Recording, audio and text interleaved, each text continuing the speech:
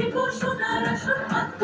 স্বজনকে সাজাবো মা, আমরা তোমার ছেলে, লক্ষ্মী রূপে করবো বরণ সোনার দুধে ছেলে। বিকশিত বাংলা হবে হইল মর্তিকা। তাই পাল্টানো দরকার, চাই বিজেপি সরকার। পাল্টানো দরকার, চাই বিজেপি সরকার। পাল্টানো দরকার, চাই বিজেপি সরকার। পাল্টানো দরকার, চাই বিজেপি সরকার।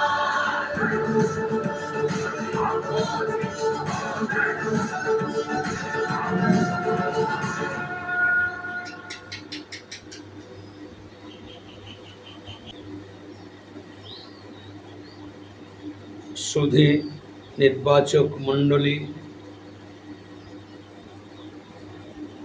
আসন্ন বিধানসভা নির্বাচনের আগামী 29 এপ্রিল সকাল সকাল ভোট দিন।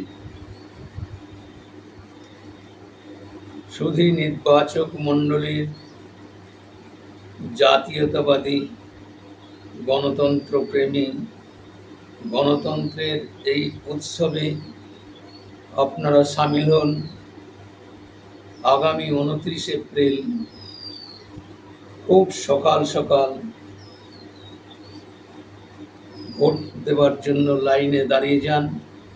আপনার প্রতিবেশী, ভাই, বন্ধু, আত্মীয় স্বজন সকলকে অনুরোধ করুন যেন সকাল সকাল এই গণতন্ত্রের মহা উৎসবে সামিল হয়ে সকলে ভোটদান পর্ব সম্পন্ন করুন। এটা হচ্ছে আমাদের গণতান্ত্রিক অধিকার।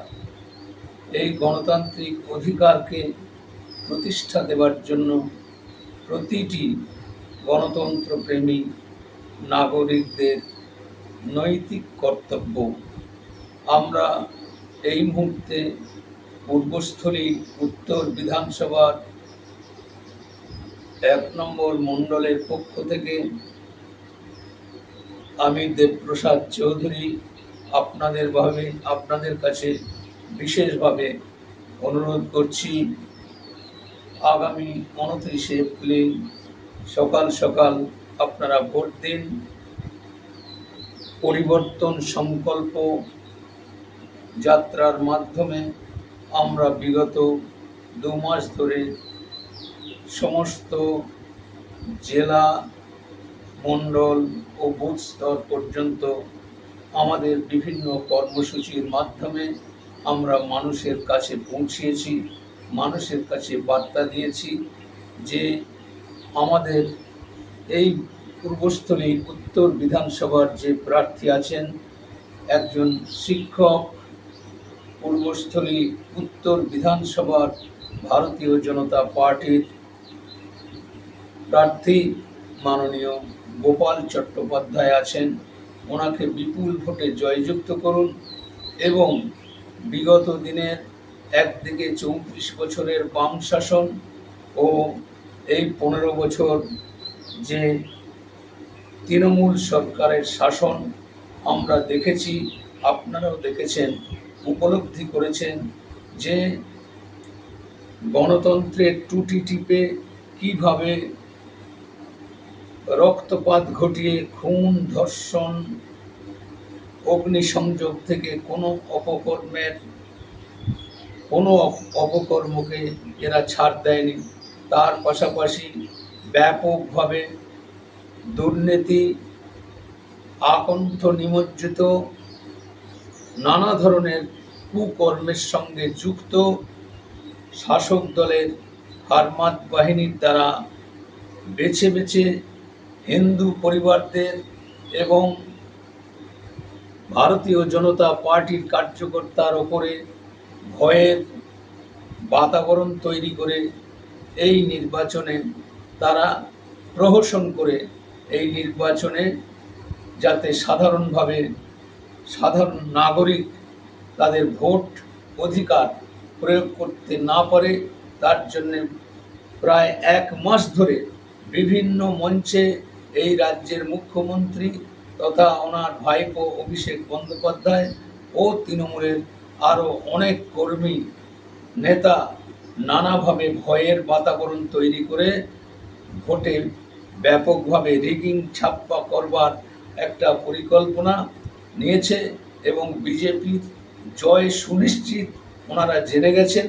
তাই এই ভয়ের বাতাবরণ তৈরি করে ওরা মানুষের মনে একটা সংকোচ তৈরি করে যাতে ঘর থেকে মানুষ বেরিয়ে এসে ভোট না দেয়, তার জন্য তারা প্রচণ্ডভাবে উদ্গ্রীব আছে।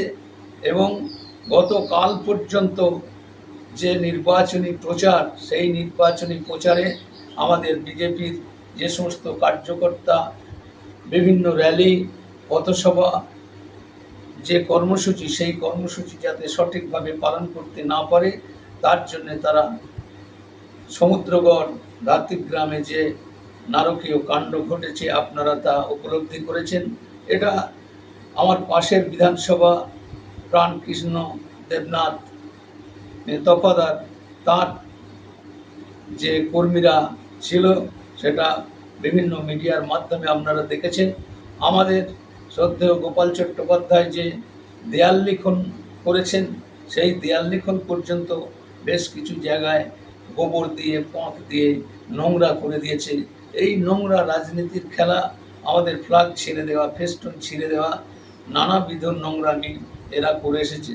তাই এদের সমুচিত জবাব দেওয়ার জন্যে আপনার একটি মাত্র মূল্য ভোট, আপনার একটি মাত্র ভোট পারে এই সন্ত্রাস এবং এই শাসক দলের ব্যভিচারী রাজনীতি, দুর্নীতিপরায়ণ রাজনীতি এবং 26,000 বেকারের চাকরি চলে যাওয়া, 8,000-এর ওপরে স্কুল বন্ধ হয়ে যাওয়া এবং সমস্ত কলকারখানা, 56,000 কলকারখানা বন্ধ হয়ে যাওয়ার এই যে নাভিশ্বাস, প্রায় 1 কোটির কাছাকাছি মানুষকে পরিযায়ী শ্রমিক হয়ে বিভিন্ন রাজ্যে পাড়ি দিয়ে তাদের জীবন জীবিকা রক্ষা করার জন্য যেতে হয়েছে।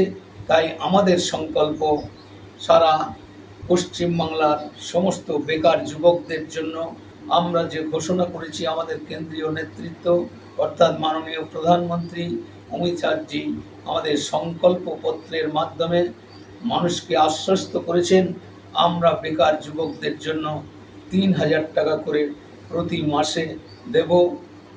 সেটা যতদিন পর্যন্ত উক্ত বেকার যুবক কোনো স্থায়ী কর্মসংস্থান বা চাকরির ব্যবস্থা না হচ্ছে ততদিন পর্যন্ত দিয়ে যাব। এর সঙ্গে সঙ্গে মহিলাদেরকেও 3,000 টাকা, যেটা অন্নপূর্ণা ভাণ্ডারের মাধ্যমে 3,000 টাকা করে নির্বাচনে ভারতীয় জনতা পার্টির সরকার গড়ার পর থেকেই 1 মাসের মধ্যেই সেই 3,000 করে টাকা প্রতিটি উপভোক্তার অ্যাকাউন্টে দিয়ে দেবার যে অঙ্গীকার, তা আমরা ইতিমধ্যেই মানুষের কাছে পৌঁছে গেছি। হয়তো এখনও অনেক মানুষ আছেন যাদের বাড়ি বাড়ি সম্পর্ক স্থাপন করা সম্ভব হয়নি, তাদেরকেও আশ্বস্ত করছি এই যোজনার মাধ্যমে আপনারাও সুফল পাবেন। আপনারা আমাদের যে প্রার্থী গোপাল চট্টোপাধ্যায়কে পদ্মফুল চিহ্নে ভোট দিয়ে তাকে বিপুলভাবে জয়যুক্ত করবেন।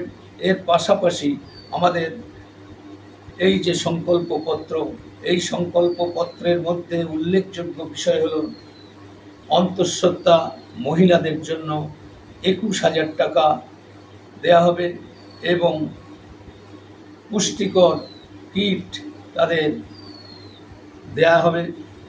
আরও 15,000 টাকা করে দেওয়া হবে যারা উচ্চ শিক্ষায় শিক্ষিত হতে যান এবং প্রতিযোগিতামূলক পরীক্ষায় অংশগ্রহণ করতে চায়, সেই সমস্ত শিক্ষিত যুবক যুবতীদের জন্য 15,000 টাকা করে প্রতি মাসে দেওয়া হবে। এছাড়াও মহিলাদের জন্য বিশেষ ব্যবস্থা নেওয়া হয়েছে, যেটা হচ্ছে সরকারি বাসে, প্রতিটি মহিলাদের সরকারি বাসে বিনা ভাড়ায় যাতায়াত করতে পারবেন। 75 লক্ষ মহিলাদের 75 লক্ষ মহিলাদের স্বনির্ভর করবার জন্য লাখপতি দিদির যে যোজনা, এই যোজনার মাধ্যমে সারা ভারতবর্ষের বিভিন্ন রাজ্যে অর্থাৎ বিজেপি শাসিত রাজ্যে এই যোজনা চালু হয়েছে। আপনারা অনেকেই জানেন, অনেকে জানেন না। তাই আমাদের রাজ্যে ডবল ইঞ্জিন সরকার হলে পরে আমরা এই যোজনা চালু করব, যে মহিলাদের স্বনির্ভর করবার জন্য লাখপতি দিদির মাধ্যমে মহিলাদেরকে স্বনির্ভর করব। এর পাশাপাশি আয়ুষ্মান যোজনা, যেটা সারা ভারতবর্ষের সমস্ত রাজ্য সরকার দিচ্ছে, মানুষ তার থেকে কোটি কোটি মানুষ উপকৃত হচ্ছে, কিন্তু আমাদের এই রাজ্য সরকার কোনো মতেই এই আয়ুষ্মান যোজনাকে ইমপ্লিমেন্টেশন করেননি। তাই সেটাও আমরা অঙ্গীকারবদ্ধ যে আমরা ডবল ইঞ্জিন সরকার হলে পরে আমরা সেই আয়ুষ্মান যোজনাকে কার্যকরী করব। আরও অনেক যোজনা আছে কৃষকদের জন্য, যে 6,000 টাকা পেতেন সেটা 9,000 টাকা হবে, আর বার্ধক্য ভাতা, প্রতিবন্ধী ভাতা, বিধবা ভাতা, এগুলো যা 1,500 টাকা আছে সেটা 3,000 টাকা করে দেওয়া হবে। এটাও আরও বেশ কিছু যোজনার কথা অতীতে আমরা বলেছি, সেগুলোর সার্থক রূপায়ণ করবার জন্যে আমরা অঙ্গীকারবদ্ধ। ইলেকট্রিক বিল সারা ভারতবর্ষের প্রত্যেকটি রাজ্য থেকে এই পশ্চিমবঙ্গবাসী অনেক বেশি দিয়ে ইলেকট্রিক বিল মিটিয়ে থাকেন। এই ইলেকট্রিক যে বিল দিতে হয় একদম শূন্যে নিয়ে আসার জন্য সোলার প্যানেলের মাধ্যমে প্রতিটি বাড়ির ছাদে 80,000 টাকা করে আমাদের দেওয়ার পরিকল্পনা আছে। আমাদের ডবল ইঞ্জিন সরকার গঠন করার জন্যে, মোদিজির হাতকে শক্ত করার জন্যে আসন্ন এই বিধানসভা নির্বাচনে 2026-এ এই বিধানসভা নির্বাচনে আপনারা আমার প্রার্থী গোপাল চট্টোপাধ্যায়কে 29 এপ্রিল সকাল সকাল পদ্ম ফুল চিহ্নে ভোট দিয়ে জয়যুক্ত করুন। এর পাশাপাশি আমার এই ভিডিওর মাধ্যমে আমি বার্তা দিতে যাই, আমাদের পশ্চিমবাংলার যতগুলি বিজেপির প্রার্থী নির্বাচনে অংশগ্রহণ করেছেন, সমস্ত নির্বাচনে যা ভারতীয় জনতা পার্টির যারা প্রার্থী আছেন তাদেরকে বিপুল ভোটে পদ্ম ফুল চিহ্নে ভোট দিয়ে জয়যুক্ত করুন। এই আহ্বান আমি আমার পূর্বস্থলী উত্তর বিধানসভার 1 নম্বর মণ্ডলের একজন দায়িত্বপ্রাপ্ত সহ সভাপতি দেবপ্রসাদ চৌধুরী মানুষের কাছে আবেদন রাখছি। ইতিমধ্যেই প্রথম দফার ভোট হয়ে গেছে 23 এপ্রিল। সেই 23 এপ্রিলের ভোটদানের মাধ্যমে যে এক্সিট পোল আপনারা ইতিমধ্যেই দেখেছেন বিভিন্ন সোশ্যাল মিডিয়ার মাধ্যমে, তাতে করে আমাদের ভারতীয় জনতা পার্টির 152টা সিটের মধ্যে প্রায় 130, 120, 110 এইভাবে সমস্ত সমীক্ষা এবং এক্সিট পোলের মাধ্যমে এইগুলো সোশ্যাল মিডিয়ায় ঘুরছে, এগুলো আপনারা দেখতে পাচ্ছেন।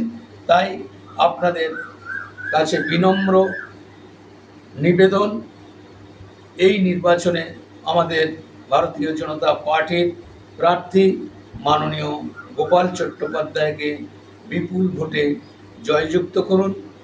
সকাল সকাল ভোট কেন্দ্রে যান এবং আপনার নিজের ভোট ভয় মুক্ত হয়ে, কারণ নির্বাচন কমিশনারের যে তৎপরতায় যেভাবে আপনারা ওই যে 152টার যে ভোট পর্ব বিক্ষিপ্ত 2-1 জায়গায় একটু একটু গণ্ডগোল হয়েছে, কিন্তু সামগ্রিকভাবে ভোট অফ পার্সেন্টেজ যেটা সর্বকালীন রেকর্ড, মানে মহিলাদের সব থেকে অগ্রণী ভূমিকা, এটা প্রশংসার বিষয়। আমাদের মাননীয় প্রধানমন্ত্রী পর্যন্ত অবাক হয়ে গেছেন এবং যথেষ্ট দেশের জনগণকে সাধুবাদ তিনি জানিয়েছেন। তাই ওনাকে সন্তুষ্ট করার জন্যে প্রতিটি নাগরিক, গণতন্ত্রপ্রিয় নাগরিক আগামী 29 এপ্রিল যেভাবে 23 তারিখে বহু মানুষ স্বাচ্ছন্দ্য প্রকাশ করে ভোট কেন্দ্রে গেছেন, নিজের নিজের ভোট নিজেরা দিয়েছেন, দিয়ে একটা দৃষ্টান্ত স্থাপন করেছেন। এই 29 তারিখের ভোটেও সেইভাবে যাতে আপনারা ভোট দেন, একটা ভারতবর্ষের গণতন্ত্রের ইতিহাসে একটা নবদিগন্তের সূচনা হয়, একটা দৃষ্টান্ত স্থাপন হয়। তার জন্যে করজোরে আমি মা বোন পিতৃস্থানীয় ভাই বন্ধু আত্মীয় স্বজন সকলের কাছে বিনম্র চিত্তে আমি নিবেদন করছি, আগামী 29 তারিখ সকালবেলায় ভোট কেন্দ্রে গিয়ে পদ্ম ফুল চিহ্নে ভোট দিয়ে গণতন্ত্রের এই উৎসবকে মুখর করে আপনারা আমাদের পাশে থাকুন। আমাদের ডবল ইঞ্জিনের সরকার তৈরি করতে সহায়ক ভূমিকা পালন করুন। এই বলে সকল সুধী নির্বাচক মণ্ডলীকে বিনম্র শ্রদ্ধা, গৈরিক অভিনন্দন ও ছোটদের আন্তরিক ভালোবাসা, আমার সমবয়সীদের গৈরিক অভিনন্দন, আমার থেকে বয়সে যারা বড় তাদেরকে বিনম্রতার সাথে নমন করি। এই বলে আমার এই সংক্ষিপ্ত বক্তব্য আমি শেষ করছি। বন্দে মাতরম।